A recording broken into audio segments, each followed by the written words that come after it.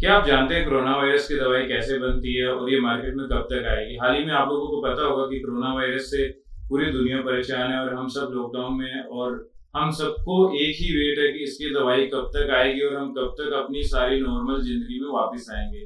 तो चलिए जानते हैं इस वीडियो के अंदर कि एक कोरोना वायरस की दवाई कैसे बनती है और कैसे मार्केट में आती है। मैं प्रभशरण सिंह और आप देख रहे हैं हाउ इट इज।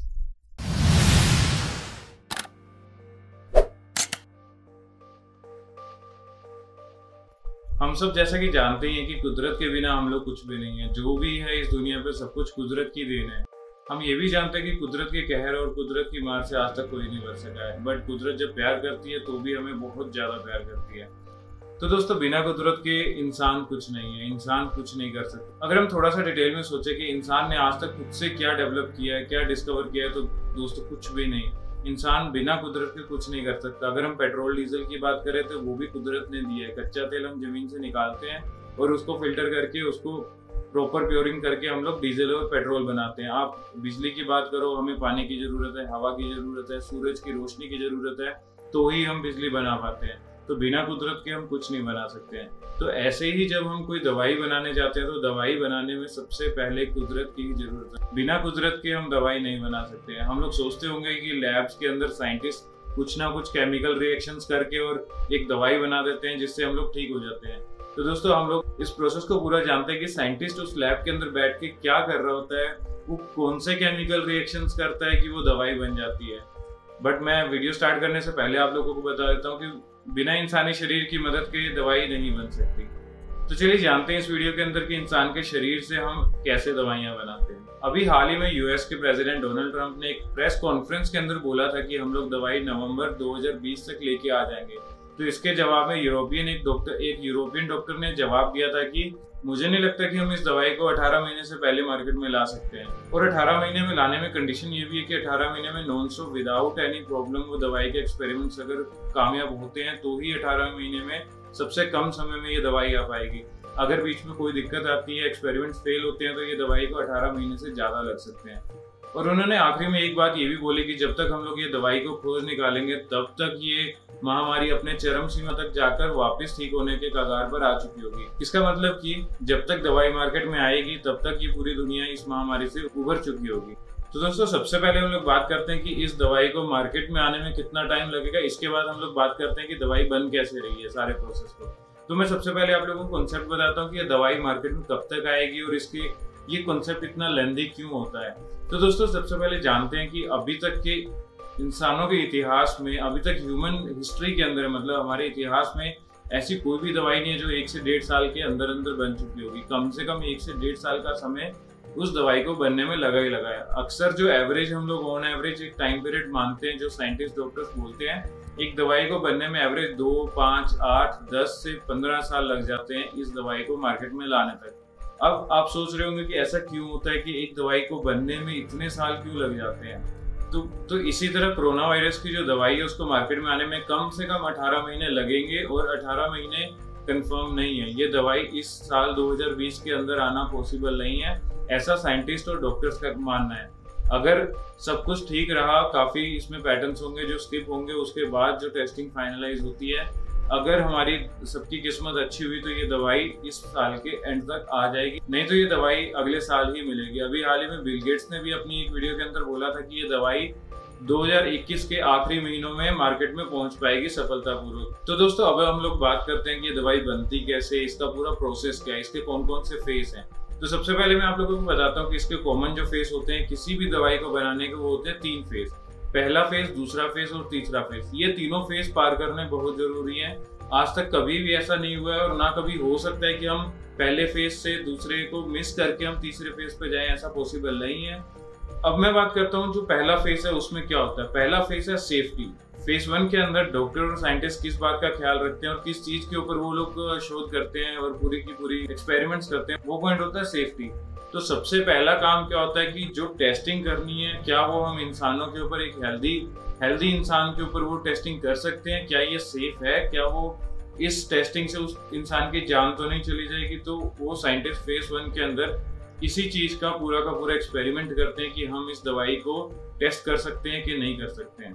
आप लोगों ने अक्सर सुना होगा कि दवाइयों की हमेशा टेस्टिंग पहले जानवरों के ऊपर होती है, बट अभी कोरोना वायरस जिस हिसाब से दुनिया में फैल रहा है, अभी साइंटिस्ट डॉक्टर्स के पास टाइम बिल्कुल नहीं है कि वो जानवरों के ऊपर टेस्टिंग करें। तो इसके लिए सीधा टेस्टिंग इंसानों के ऊपर ही की जा रही है। इस हद तक उन्होंने ये प्रोसेस को फास्ट किया है। तो दोस्तों, जो सेकंड फेज आता है उसके अंदर साइंटिस्ट और डॉक्टर क्या पता करते हैं कि ये जो इन्होंने दवाई बनाई है और जिसको ये इंसान के ऊपर टेस्ट कर रहे हैं, क्या ये वो दवाई इस हद तक कारगर है कि वो दवाई एंटीबॉडीज क्रिएट कर सके। अब एंटीबॉडीज क्या होती है मैं आप लोगों को एक शॉर्ट में बताता हूँ। एंटीबॉडीज क्या होती है, बेसिकली जब हमारे शरीर में एक वायरस एंटर करता है तो हमारे शरीर का जो इम्यून सिस्टम होता है वो इम्यून सिस्टम एक एंटीबॉडी क्रिएट करता है। मीन्स कि जो हमारे शरीर का इम्यून सिस्टम है वो उस वायरस को एक्सेप्ट करता है, उस वायरस को स्टडी करता है और उसकी जितनी भी चीजें होती हैं वो पढ़ने के बाद वो इम्यून सिस्टम उस वायरस को कैसे खत्म कर सकता है उसका एक तोड़ निकालता है, जिसको हम एंटीबॉडीज बोलते हैं। तो उन एंटीबॉडीज को वो इम्यून सेल क्रिएट करके पूरे शरीर में फैला देता है और उन एंटीबॉडीज को एक ड्यूटी दे देता है कि तुमने जहां पे भी तुम्हें ये वायरस मिले उसको पकड़ के खत्म करना है। तो ये एंटीबॉडीज का काम होता है। जो भी हम लोग सांस लेते हैं दिन भर, जितनी भी हम लोग पोल्यूशन इनहेल करते हैं, सांस लेके अंदर जाता है हमारे अंदर पोल्यूशन, तो हमारा जो इम्यून सिस्टम है बेसिकली वो एंटीबॉडीज तरह तरह की क्रिएट करता है और उनसे लड़ता है। तो दोस्तों, मैं आप लोगों को एक और चीज बताता हूँ कि एंटीबॉडीज क्यों नहीं, हमारा शरीर अभी कोरोना वायरस से क्यों नहीं लड़ पा रहा है। इसके पीछे रीजन क्या है कि हमारे शरीर को जब भी कोई एक नई बीमारी आती है उससे लड़ने के लिए जो एंटीबॉडीज बनानी होती है, तो उस एंटीबॉडीज को बनाने के लिए हमारे शरीर को काफी टाइम लग जाता है। तो ये जो कोरोना वायरस है बेसिकली ये हमारे शरीर को उतना टाइम दे ही नहीं रहा है।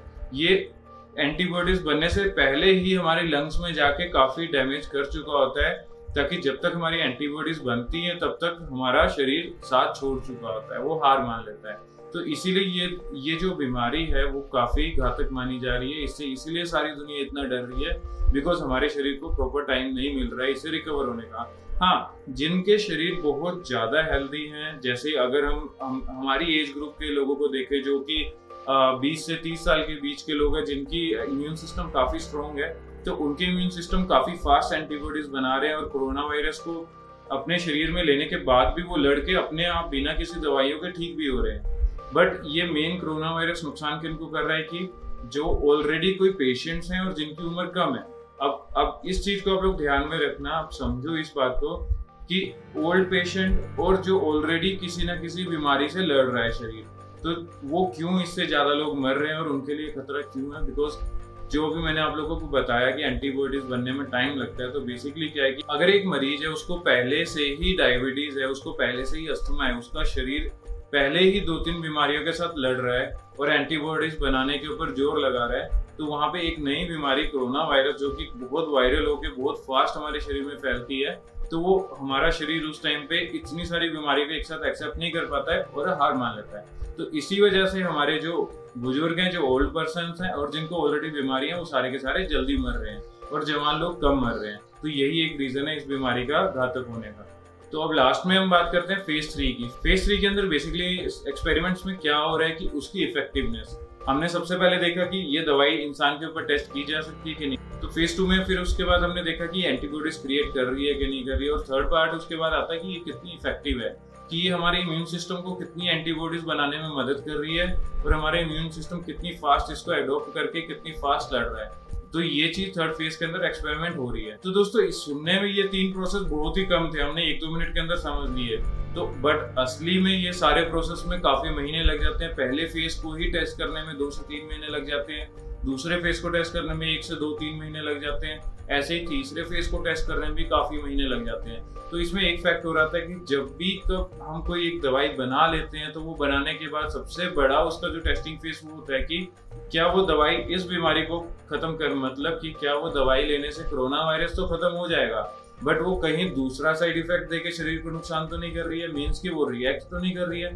तो इट मीन्स कि अब आप एक कॉमन चीज समझना यहाँ पे कि जब ये दवाई एक डायबिटीज वाला पर्सन लेता है, ये दवाई कोई अस्थमा वाला पर्सन लेता है, या ये दवाई कोई और मरीज लेता है, तो इसके अंदर ये दवाई इतनी सारी बीमारियों के साथ रिएक्ट होती है, कैसे रिएक्ट होती है या नहीं होती है। तो साइंटिस्ट को बेसिकली यहाँ पे जो मेन प्रेशर वो ये है कि दवाई बनाना इजी है, दवाई ढूंढना इजी है, बट द प्रॉब्लम इज कि इस दवाई को हम रिएक्ट से कैसे बचाएं और इसको न्यूट्रलाइज कैसे रखें कि ये जिस भी शरीर में जाए वो सिर्फ अपनी उस बीमारी को खत्म करके खत्म हो, बजाय कि उस बीमारी को खत्म करके दूसरी और बीमारियों को नुकसान पहुंचाए। तो बेसिकली अभी साइंटिस्ट क्या कर रहे हैं कि दवाई को टेस्ट कर रहे हैं, हर पॉसिबल दुनिया में जितनी भी बीमारियां उसका सबका रिएक्शन देख रहे हैं।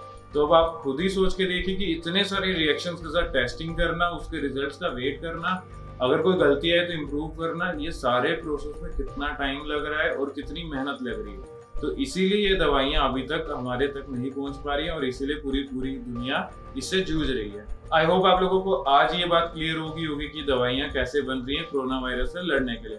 अगर आपको मेरी ये वीडियो अच्छी लगी और आपको लगता है कि इसे शेयर करके दूसरों को नॉलेज दी जा सकती है, तो गाइस एक शेयर बटन दबाइए और इस नॉलेज को आगे फॉरवर्ड कीजिए। इस टाइम पे यही सबके लिए फायदेमंद होगा। आई होप आप लोग सब अपने घर पे सेफ होंगे और आप इसी तरह बरकरार भी रखिए लॉकडाउन को। जो भी सरकार कर रही है हमारे फायदे के लिए कर रही है, हम सबको घर के अंदर ही रहना चाहिए। तो ये थी आज की वीडियो। आई होप आप लोगों को ये वीडियो पसंद आई होगी और इसी तरह मैं आगे भी वीडियो लाता रहूंगा। Be happy, make world happy.